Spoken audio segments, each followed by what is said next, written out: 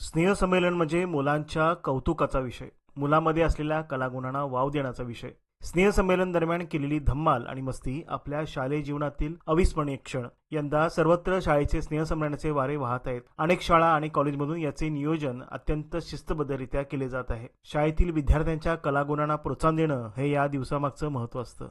बेळगावातील विद्याप्रसारक मंडळाच्या Gajananrao Bhatkande English medium शाळेच्या 55व्या वर्षपूर्ती निमित्त आनंदोत्सव सोहळा शुक्रवार दिनांक 10 जानेवारी 2025 रोजी शहरातील केली संस्थेच्या भव्य अशा डॉक्टर जिरगे या अद्ययावत सभागृहात सायंकाळी मोठ्या उत्साहात संपन्न झाला.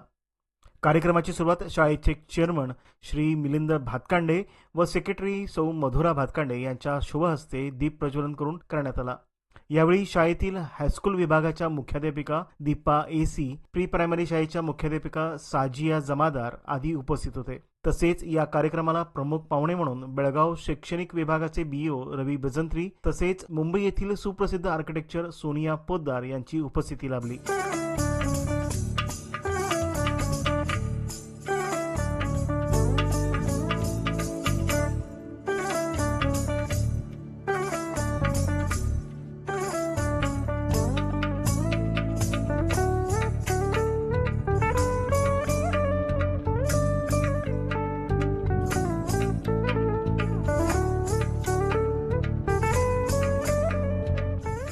यावेळी शाळेचे चेअरमन मिलिंद भातकांडे यांनी प्रमुख पाहुण्यांची ओळख उपस्थितांना करून दिली.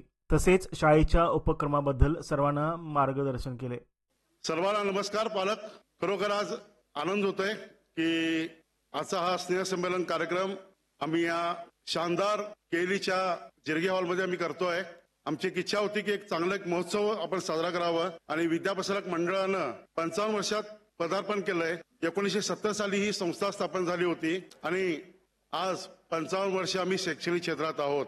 तर तुमच्या सर्वांच्या कोऑपरेशनमुळे ही संस्था उभी राहिली आणि तुमचं जे सहकार्य आहे, भातकांडे शाळेवरती जो विश्वास तुम्ही ठेवलाय त्याबद्दल तुमचे मनपूर्वक आभार. आजच्या या प्रसंगी मी आज आम्ही संस्थेचं एक वेबसाईट मी ओपन करतोय. तर पुऱ्या भारतामध्ये वेबसाईट दिसलं जाईल.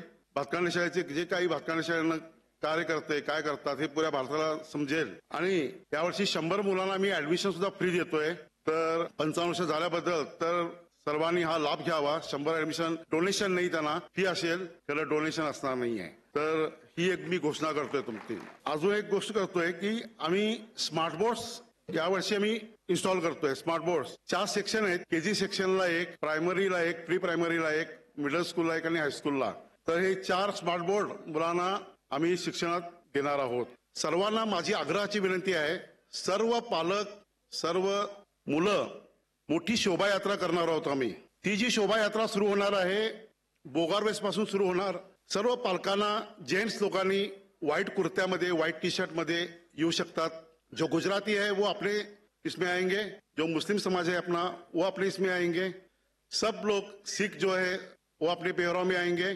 ट्रेडिशनल जे काही मराठी लोक आहेत, हिंदू लोक आहेत, त्यांनी आपल्या आपल्या ट्रेडिशनल याच्यामध्ये यायचं आहे.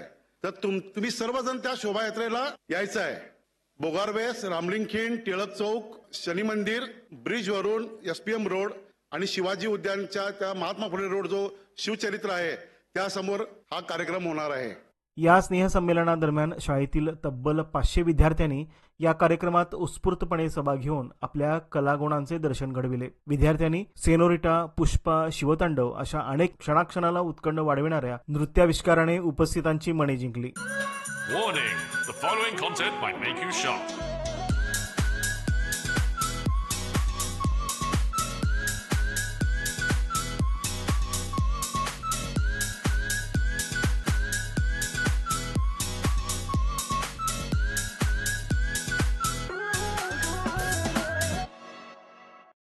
कार्यक्रमाशेवटी शैक्षणिक वर्षामध्ये विविध विषयात उत्कृष्ट कामगिरी करून प्रावीण्य मिळवलेल्या हुशार विद्यार्थ्यांच्या यशाचे कौतुक करत मान्यवरांच्या हस्ते त्यांना प्रमाणपत्र तसेच आकर्षक बक्षिसे देऊन गौरवण्यात आले.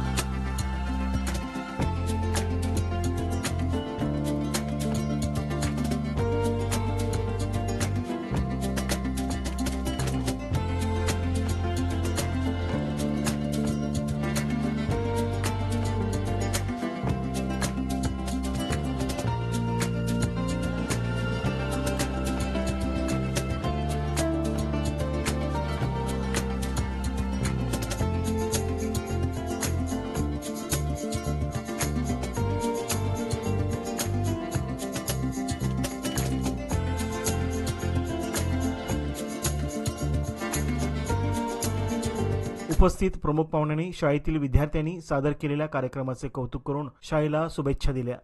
ಈ ಬಾತ್ಕಂಡೆಯಂತಹ ಒಂದು ಆದರ್ಶವಾಗಿರ್ತಕ್ಕಂತಹ ಸ್ಕೂಲ್ಗೆ ಮಿಲಿಂದ್ ಜಿ ಅವರಂತಹ ಒಬ್ಬ ಅಧ್ಯಕ್ಷರು, ಮೇಡಮ್ ಅವರು ಇವೆಲ್ಲವನ್ನ ನೋಡಿದಾಗ ಬಹುಶಃ ಬೆಳಗಾವಿಯ ಇತಿಹಾಸದಲ್ಲಿ ಇಷ್ಟೊಂದು ರೀತಿ ಭವ್ಯ ಪ್ರಮಾಣದಲ್ಲಿ ಆನ್ಯುವಲ್ ಡೇ ಮಾಡೋದಾಗಿದ್ರೆ ಅದು ಗಜೇಂದ್ರರಾವ್ ಬಾತ್ಕಂಡೆ ಸ್ಕೂಲ್ ನಿಂದ ಅಂತಕ್ಕಂಥದ್ದು ನಾನು ಬಹಳಷ್ಟು ಖುಷಿಯಿಂದ ಹೇಳ್ತಕ್ಕಂಥ ಸಂಗತಿ.